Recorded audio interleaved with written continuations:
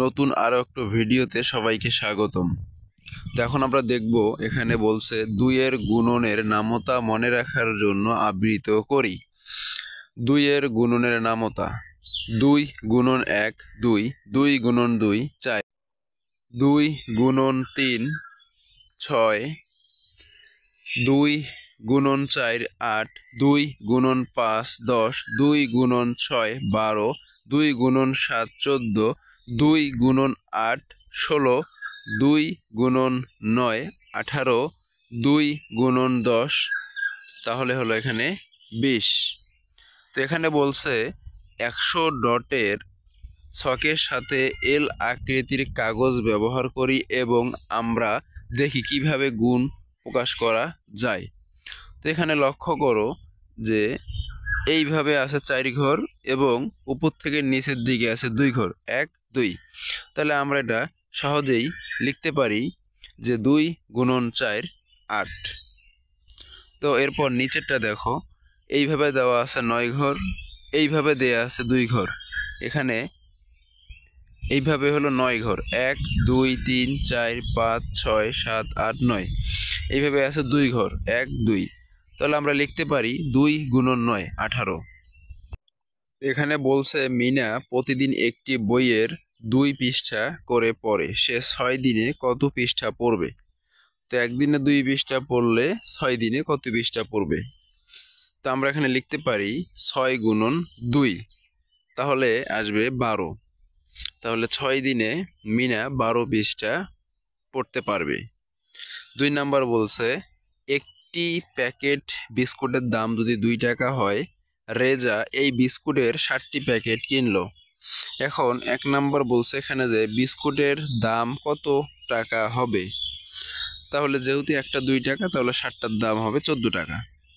2 number বলছে যদি সে বিস্কুটের আরও 3টি প্যাকেট কিনে তবে কত টাকা লাগবে, তাহলে 3 যোগ হলো 7, টোটাল হলো 10 প্যাকেট। আগের 7, এখানে হলো আরও 3 প্যাকেট, তাহলে টোটাল 10 প্যাকেট। প্রতিটি প্যাকেটের দাম 2 টাকা করে হলে তাহলে 10 গুণন 2 20 টাকা। তো এখন এখানে আমরা দেখব গুণনের কার্ড দিয়ে খেলা করি। এখানে বলছে পরিশিষ্ট 2 এর মতো করে 2 এবং 5-এর জন্য গুণনের কার্ড তৈরি করি। যেমন সামনের গুণন 2 গুণন 4, এখানে 3 গুণন 5, পিছনে উত্তর হলো 4 দুগুণ 8, এখানে 3 5 15। এখানে বলছে তোমরা নিজেরা খেলা করো। খেলা 1, প্রথমে 5 এর গুণের সেট এর কার্ডগুলো ভালো করে মিশাও, গুণগুলো সব একদিকে এবং উত্তরগুলো সব উল্টো দিকে থাকবে। গুণের দিক থেকে যে কোনো একটি তোলো, পিছনের উত্তর না দেখেই নিজে নিজে উত্তর বের করো। এবার পিছনের উত্তরের সাথে মিলাও, এভাবে খেলাটি চলতে থাকবে। তো এটা HW, তোমরা হলো এটা নিজেরা চেষ্টা করবা, না পারলে এখানে বলবা আমি করে দেব। 2 নাম্বার বলছে একই খেলা প্রথমে উত্তর তুলে পরে গুণ বের করা যেতে পারে, জোড়ায় বা বন্ধুর সাথে খেলো। 3 নাম্বার বলছে একজন একটি কার্ড তুলবে, অন্যজন খেলোয়াড়কে গুণ দেখাবে, অন্য গুণ উত্তর দেবে এবং এটাও সেম একই। তো এটাও তোমরা নিজেরা করবা, না পারলে বলবা আমি করে দেব, ঠিক আছে? এখানে বলছে 3 ও 4 এর গুণ। 3 এর গুণনের নামতা তৈরি করি। নিচের ছবি অনুযায়ী কতগুলো বল আছে বের করি।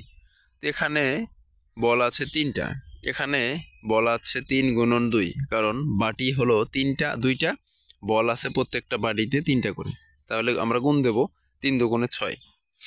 এখানে আছে বাটি 3টা, বল আছে প্রত্যেকটা বাটিতে 3টা করে, তাহলে 3 তিরিকা হবে 9, এখানে হবে 3 4 12, তাহলে এখানে বাটি আছে 4টা, প্রত্যেকটা বাটিতে বল আছে 3টা, তাহলে 3 4, এখানে হবে উত্তর 12। এখন এখানে আমরা পড়ব 3 এর গুণের নামতা মনে রাখার জন্য আবৃত করি। নিচে বলছে 100 ডটের ছকের সাথে এল আকৃতির কাগজ ব্যবহার করি এবং আমরা দেখি কিভাবে গুণ প্রকাশ করা যায়। এখন এখানে বলছে এটা এখানে বলছে এই সোজাই হলো 5 ঘর এবং এই সোজাই হলো 3 ঘর। তাহলে 3 আর 5 গুণ করলে আমরা পাবো 15। ঠিক আছে, এবং নিচে বলছে এইদিকে 8 ঘর এইদিকে 3 ঘর, তাহলে 3 8 24, উত্তর 24। এখন আমরা নামতা পড়ব। 3 এর গুণনের নামতা 3 একে 3, 3 দুগুণে 6, 3 তিরিকা 9, 3 চারা 12, 3 পাঁচা 15, 3 6 18, 3 সাতা 21, 3 আষ্টে 24, 3 গুণন 9 27, 3 গুণন 10 30। তো এখানে বলছে একটি রিকশায় 3টি চাকা আছে, তাহলে 5টি রিকশায় একত্রে কতটি চাকা রয়েছে? এটা এইচডব্লিউ তোমরা করবা। 4 এর গুণের নামতা তৈরি করি। নিচের ছবি অনুযায়ী কতগুলো সবুজ আপেল আছে তা বের করি। এখানে আছে প্রত্যেকটা থালায় 4টি করে আপেল, তাহলে এখানে 4 একে 4, এখানে 4 দুগুণ 8, এখানে 3 4 12, 3টা থালা এবং একটি থালায় আপেল 4টি। এখানে হবে 4টি থালা, প্রত্যেকটা থালায় আপেল 4টি করে, এখানে হবে 4 4 16। ঠিক আছে, এটা খুব সহজ ক্যালকুলেশন। এরপরে এখানে আমরা দেখব 4 এর গুণের নামতা মনে রাখার জন্য আবৃত করি।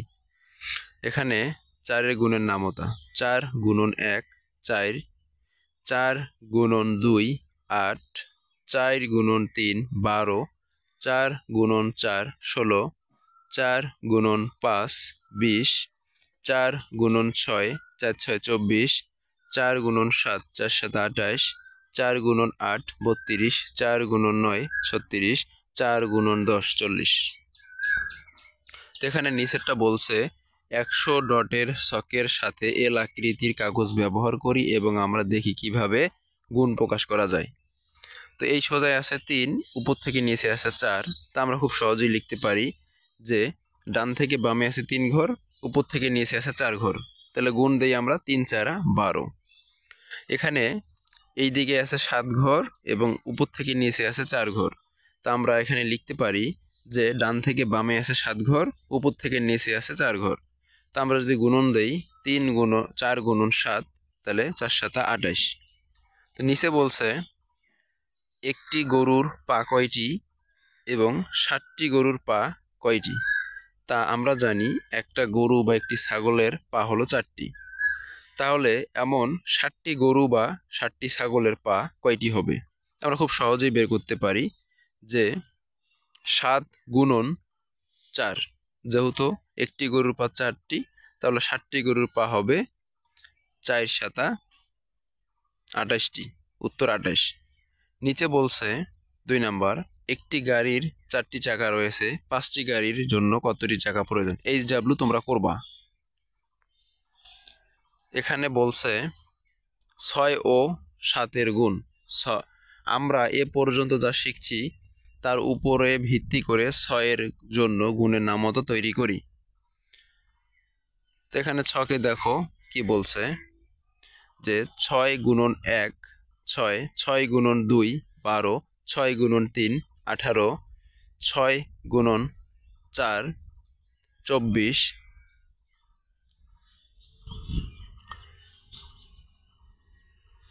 এরপর 5 6 30, 6 6 36, 6 7 42, 6 8 48, 6 লং 54, 6 10 60। এটা হলো 6 এর ঘরের নাম।